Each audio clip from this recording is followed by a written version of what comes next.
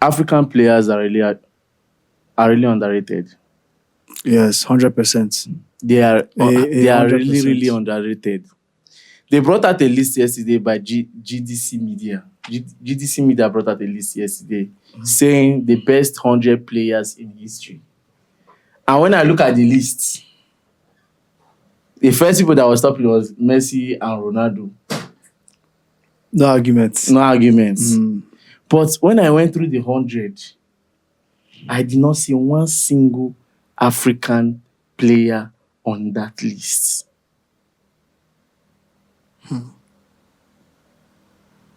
Crazy. Is it that they don't rate Africans? Crazy. For me, that list to me is just a nonsense list. Just a nonsense list. Somebody commented yesterday, he was just bitter. So I have to reply the comment and say, read very well. You see where they write GDC media means it's their own opinion. But not even at that, they don't really rate Africa. The other day, Jamie Carragher come out and was talking trash about the AFCON. Well, the truth is that you also have to, I don't know whether you will push some certain aspect of blame to we Africans. Yeah. If you check the majority of the countries in Africa and the governments, and their love for football, it doesn't just show. Okay. It doesn't show in their respective leagues. Yeah. And personally, I'm hoping that in the future we're going to have a more coordinated, more organized, more structurized African leagues. Because for me, that list, like I said, is nonsense and is rubbish. I am not disputing I'll just say probably the first 5 or 6 persons that are on that list. I'm not disputing the fact. But if you are talking of most players that has not even won the Ballon d'Or before, that has not won the world best before, being in that list and then not putting the only African player to have won the Ballon d'Or, which is George Weah, in that list, that is the height of insult for me. Because George Weah, in his time, sorry to say, I don't know, people talk about R9, Brazilian Ronaldo, fair enough, he's very good. He's very, very, very, very good. But when you waiting Aruna use past George Weah in his time, even Marco van Basten, the likes of those guys, he know plenty. Waiting they use past George Weah, he know plenty. Now I know that some of us that started watching football from 2008 and 2009. 2011. You might not understand what I'm trying to say. So for your own good, just go and watch George Weah. Go and watch some of his highlights and see the type of goals he was scoring. Now imagine that kind of player in this age and in this era. Man will win Ballon. He will win like 5 to 4 Ballon d'Ors easily, without the likes of Messi and Cristiano contesting with him. He will win it very easily. So I don't see a reason why a list will be brought out. Okay, fine, you did not. Most of the people that did not win Ballon d'Or before, he kept them at the back list. Then at least George Weah, who has won the Ballon d'Or, should be at least the first 15. First 10. Or even first 10. Because, okay, coming to Africa now, we have much more African players that are even good. You did not put Mohamed Salah. Are you kidding me? But you put Neymar. Is it a job by that list? It's not even. Did you job by that list? There are 2 reserves. That is a racist list. That is a racist list. Nothing you want to tell me. Now a very big racist list. But anyways, they have their own opinion from me. But if I should create personally, if I should create like first 100 best players in the world, it will be difficult. Let's be honest with ourselves. It will be very, very difficult. But rest assured, at most 10 players from Africa will be inside that list. Not because of politics or because I am an African person. No, because of their performances on the pitch. I can mention a lot of African players that will easily make up that list. Yeah. If you're talking about the best league in the world, which is the Premier League, we have top African legends that have put out. Come on, legends of the Premier League itself. You want to talk about Kanu Nwankwo? as long as I'm concerned, he's a legend because he did some good things for Arsenal, and then also he went to Portsmouth and won the FA Cup with Portsmouth. Imagine Portsmouth winning the FA Cup. Kanu was there, was instrumental to it. Talking about Michael Essien, I'm talking about Salomon Kalou, Mohamed Salah, Didier Drogba, the likes of all these guys. So it's, for me, it doesn't just make sense that African players are being left out of a list as big as this, because you said it's the 100 best players So in they the want to world. say there's nobody from Africa to fit into the 100. In fact, they plenty, sef. They plenty. If I want to mention them, I just called some big names for you. They plenty. So for me, that list is whack. They should go and revisit it again. They should revisit it again. Wow. Something just came across my mind right now. Do you know that when they always mention past player, you hear player like Zidane, all these Yaya Toure, all this, they are calling past player. That is normal football fans. They are calling past player. But I hardly hear people, most especially Chelsea fans, when they want to call past player, they mention, first thing that will come to their mind is Lampard, Hazard, and who again? John Terry. Drogba. But I hardly hear them talk about Joko, Nicolas Anelka. Those players are really underrated. Very, very, very underrated. They are very underrated. Apart from waiting they play for Chelsea sef. I don't know, it just came across my mind right now Yes, that yeah. we have not really threw out this player, threw their name out before. Like I always say, if you're just watching football, if you say watching football from 2010 or 11 or 13, please go and watch and look at Joko. Joko is one of the most if I'm counting underrated players, most people might not call him a legend, but I feel like he's a legend to us, because how can you win 3 Premier League with a team? Won a couple of FA Cups, won some Carling Cups for us, won a Community Shield. You took us, or you helped us, you took us to, I think Joko, yes, you took us to the final, Champions League final. Joko was in the 2008 Champions League final against Man U. And you also had another next semi-final, I think, quarter-finals against Barca the following year. So you cannot tell me that Joko is not a Chelsea legend.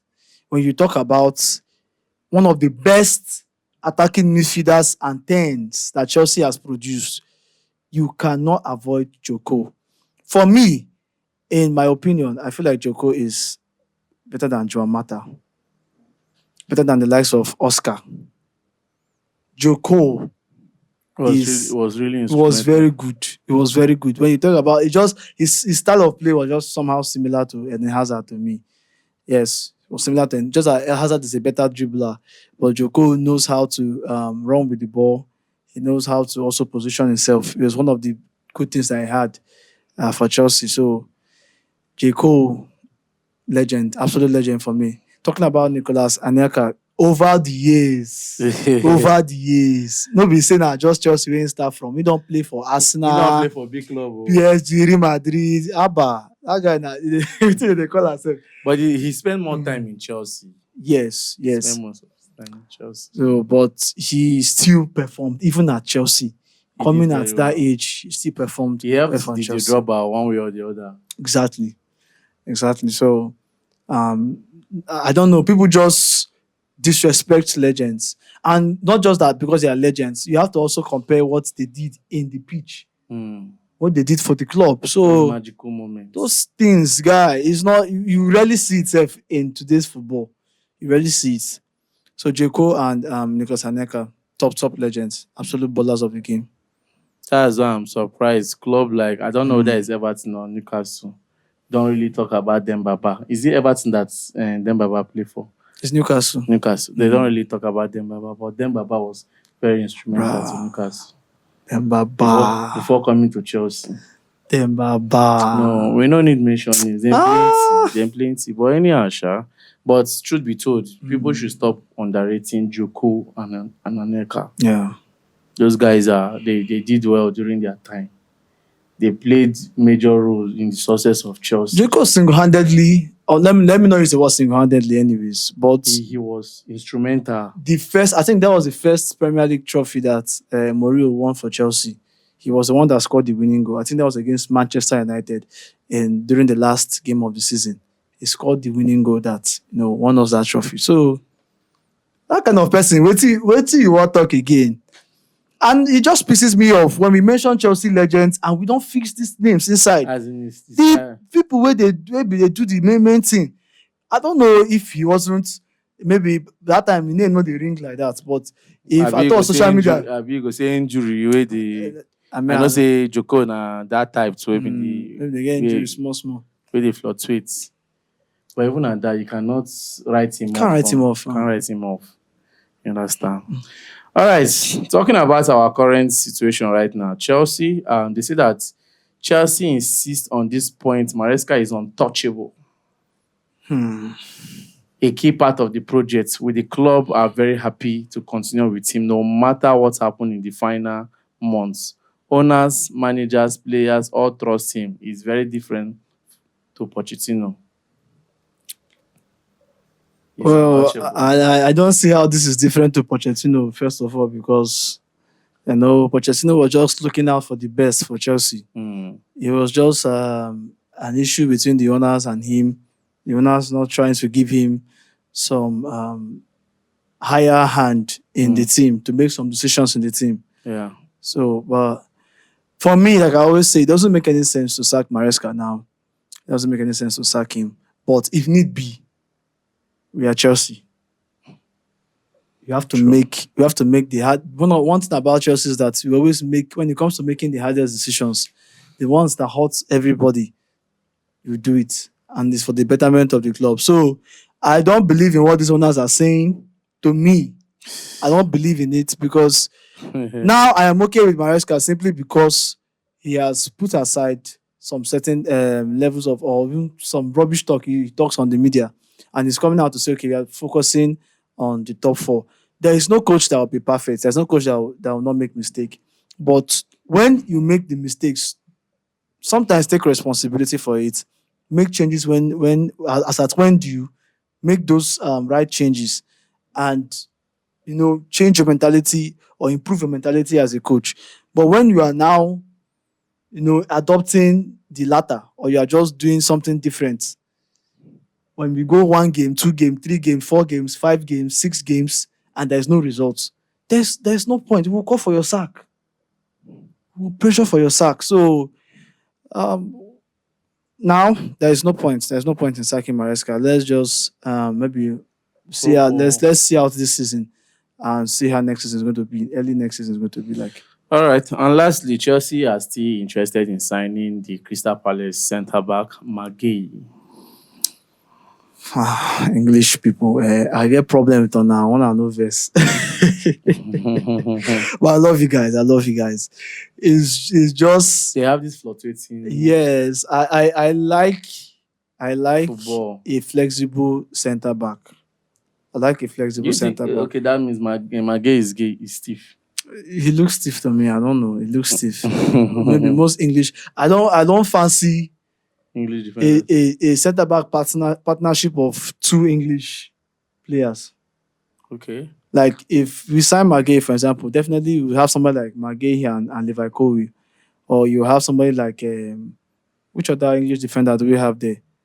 I think for now Tosin is still identifying as an English player. So I don't really fancy even that. Then they batting way to come Super Eagles. They come Super Eagles. So we should just get, for me, we should get a random, probably Italian, Spanish, Brazilian. But all this is I'm saying, all the nationalities I'm calling, it has nothing to do with how good the player is. If you are good, you are good. But my own opinion on Magay is that he just looks kind of stiff to me as a centre back. Well, I guess that would be all for now. Like we said, African players are really, really underrated. Very. Very underrated. Very. Thank you very much. I remain your humble boy, Peters. And my name is Big Dave.